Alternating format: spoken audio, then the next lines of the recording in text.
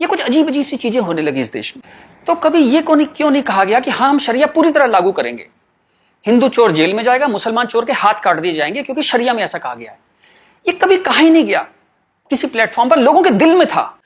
अब इस सवाल को दबाया कैसे गया?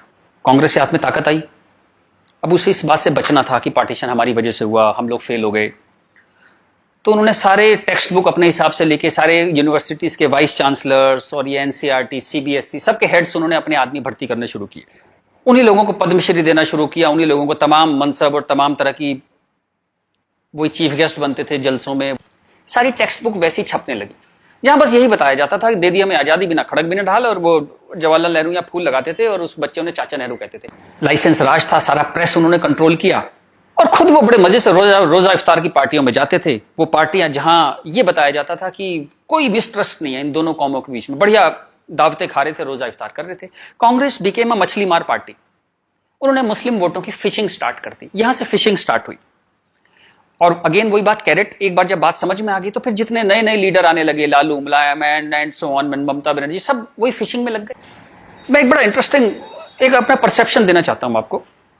ब्रिटिशर्स जो 47 में इंडिया छोड़ के चले गए, मान लीजिए आजादी के बाद वो यहीं रह जाते, मान लीजिए जैसे साउथ अफ्रीका में हुआ, वहां से जब अंग्रेज छोड़ के गए तो सारे अंग्रेज छोड़ के नहीं गए, बहुत सारे अंग्रेज वहीं रह गए अफ्रीका में। आप उनकी क्रिकेट टीम देखते हैं ना, सारे उनके ग्रीम स्मिथ और पोलक और सब उनके एबीडी, सारे उनके प्लेयर्स जो हैं, जो नेशनल हीरोज हैं, वो वाइट हैं। एक दो रबाडा वगैरह, रबाडा और वो सब खेल लेते हैं, बट मोस्टली वाइट्स खेलते हैं। अंग्रेज वहां से छोड़ के नहीं गए, वहीं रह गए।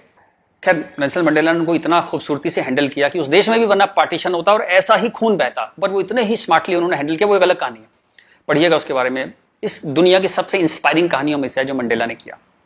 Great great guy. खैर, अगर यहां ऐसा होता कि ब्रिटिशर्स यहां रह जाते, तो मैं आपको मेरा ये एक आकलन है, तो 20-30 साल बाद एक पॉलिटिकल पार्टी पैदा होती जो उनके वोट की फिशिंग करती, और हमें यह समझाया जाता कि हिंदुस्तानी और ब्रिटिशर्स में कभी कोई झंझट था ही नहीं। They were friends, they were happy. हम मिलके होली, दिवाली, ईद मनाया करते थे। और ये जनरल डायर, ये तो आप झूठी बातें हैं, जलियांवाला बाग में गोली चला दी जनरल डायर ने, ये सब एग्जेजरेशन है, राइट विंगर्स ने पैदा किया है। अगर अंग्रेजों के भी वोट यहां पे होते तो ये झूठ चलता रहा, और Hindus got sick of it. पर कहने का कोई रास्ता नहीं था, कोई आउटलेट नहीं था इस बात को कहने का, कोई ऐसा चेहरा नहीं था वो जिसके साथ वो बात कहते कि वो एम्पैथी से हमारी बात सुनेगा। अब यहां मैं थोड़ी सी डिटूर लेना चाहता हूं। कांग्रेस ने इस देश की बहुत सेवा की है। अगर इतनी मॉडर्न आउटलुक के नेहरू जी ना होते तो देश यहां तक ना पहुंचता। उतनी भयंकर गरीबी में जब दंगे भी थे, वॉर भी थे, नेहरू जी ने इसरो के बारे में सोचा, एटॉमिक पावर के बारे में सोचा, आईआईटीज के बारे में सोचा। Great guy. जो उनकी अच्छाइयां वो अच्छाइयां हैं, बट इसी के साथ जो गलतियां भी उन्होंने बहुत बड़ी करी। एक इतनी बड़ी चीज को, एलिफेंट इन द रूम जिसको बोलते हैं, डायनासोर आपके सामने खड़ा था, आप उसे एड्रेस, उसका सॉल्यूशन नहीं निकाल पाए, कम से कम हाँ तो कहते डायनासोर खड़ा है। और झूठ ऐसे ऐसे चलाए, जैसे कश्मीर के बारे में झूठ चलाया। 370 का तो कुछ हो नहीं सकता भाई, महाराजा हरि सिंह ने यही शर्त पे विलय किया था कश्मीर का, क्योंकि 370 उन्होंने तब किया, तो कुछ हो ही नहीं सकता इसका। अब पता लगा ये झूठ है, महाराजा हरि सिंह ने ऐसा कुछ साइन ही नहीं किया था। ये तो दलाल टाइप के लोगों ने 1.5 साल बाद, 1.25 साल बाद लाए 370, और अंबेडकर ने साफ साफ मना किया कि नहीं है ये 370, नहीं लगाऊंगा, इतनी खराब है ये। फिर भी लगा दिया आपने, जबरदस्ती ठोक दिया आपने। अब मैं अपनी बात पे वापस आता हूं कि नरेंद्र मोदी कोई आदमी है ही नहीं, ये वो खूंटी है जिस पे इस पूरे देश ने अपना ये जो बरसों का गुस्सा है, 50 साल का नहीं, 150-200 सालों का गुस्सा टांगना शुरू कर दिया उस खूंटी पे। डिस्कशंस स्टार्टेड हैपनिंग, गुस्से को एक जगह मिली, एंगर फाउंड अ वेंट। चलिए एक और बात करते हैं। मेरा मानना है कि हम लोग एक एहसान फरामोश कौम है।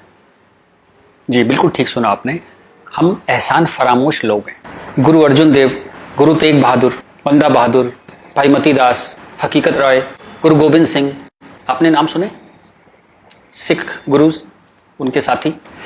जब हिंदू कौम इस्लामिक रूलर से बहुत परेशान थी, फोर्स कन्वर्जन हो रहे थे, बहुत जुल्म हो रहे थे, जजिया वजिया बहुत चीजें थी, तो इन्होंने हिंदुओं को बचाने के लिए ये सब कुर्बानियां दी। किस गुरु को जिंदा जला दिया गया, किसको गर्म तवे पे भून दिया, बात समझ रहे हैं आप, जैसे सब्जी बनाते हैं आप, गर्म तवे पे जिंदा भून दिया, किसको आरे में से बीच में से काट दिया, किसको रुई से बांध के जला दिया, किसके बच्चों को दीवार में चिनवा दिया, किसके बच्चों के दिल निकाल के बाप के मुंह में ठूस दिए। ये सब कहानियां हमने पढ़ी। इनकी कविताएं हम स्टेज पे गाया करते थे जब हम छोटे थे।